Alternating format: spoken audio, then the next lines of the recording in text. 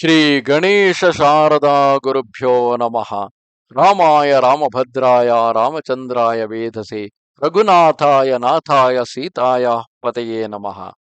Welcome to all for this session on Ramayana to chapter 74 of Ayodhya Kanda.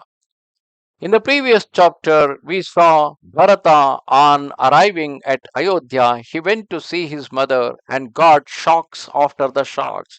First, he came to know that his father died, and then his eldest brother, who is also his own beloved Rama, he went into the exile, and later he came to know both happened because of his own reason, because of his mother's desire to put her son on the throne. She asked kingdom for Bharata and exile for Rama, and that same shock had sent Dasharatha to death.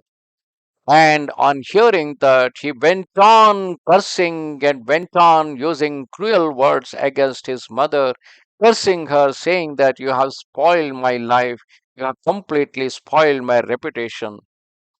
He laments the death of his mother and the exile of Sri Rama. Sri Bharata denounced his mother in great anger, saying, O cruel hearted one, O wicked being, you are without virtue.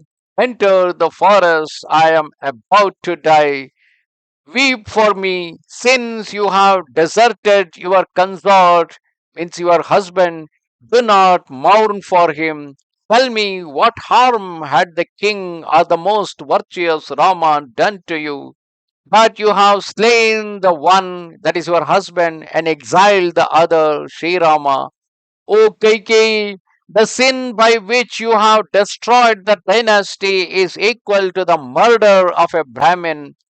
Do yourself enter hell. You have no right to inhabit the region to which the king has gone. Your deed and guilt are infamous. In denouncing Rama, who is beloved of all the world, you have secured me a kingdom but brought me ignominy. You are the cause of my father's death and the exile of Rama and also of my dishonor. Your heart is adamant. You are not my mother, but an enemy in the form of a mother. O slayer of your husband, you do not merit that one should address you. O defamer of the fair name of this dynasty, you are the cause of distress to my mothers, Queen Kausalya and Sumitra. You have forfeited the title of daughter to the great King Ashwapati. You are surely a demon born in that family to destroy my father's line. You have banished Rama to the forest, he who ever delighted in virtue, and you have deprived my illustrious father of his life. It is I who must bear the weight of your iniquity, who am fatherless, bereft of my two brothers, and an object of universal loathing. O you sinner, O traveler on the path of self destruction, say what state shall you attain who have deprived the virtuous Kausalya of her husband and her son? O evil one, did you not know that Sri Rama was the chief asylum of his relatives, the son of Kausalya and a father to me? All relatives are dear, but to my mother the son is the dearest among all, since he is born of the body and the heart of the father. Have you forgotten this truth?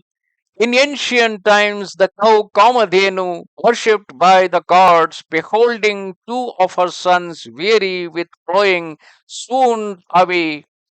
In fact, in India, the tradition says that, in fact, it's been strongly believed that all the cows and all the oxen, whatever we see, they are all the sons of Surabhi Kamadhenu. And whenever any cow is being troubled, or whenever any cow is being deep into the struggle, it is always the Kamadhenu Surabhi. She cries for the problem of her sons and daughters. And it is because of the reason in India, in Bharata, every moment. Cows and the oxes, they were seen with great respect, and people do duly respect them, being the sons and daughters of Kamadhenu. At that time, the king of celestials, Indra, was wandering on the earth, and the fragrant tears of Kamadhenu fell upon him. But why she was crying? She was crying because two of her sons, weary with plowing, they were struggling like anything, and that struggle brought tears to the eyes of Kamadhenu, who was the mother of all the cows. Experiencing the sweat odor issuing from the body of the sacred cow, Indra realized her superior worth and startled, looked upward and beheld in the sky the afflicted Kamadhenu weeping piteously.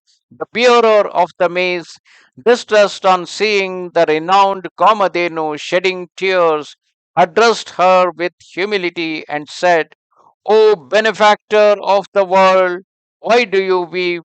Is it the premonition of some future calamity which causes you to lament thus?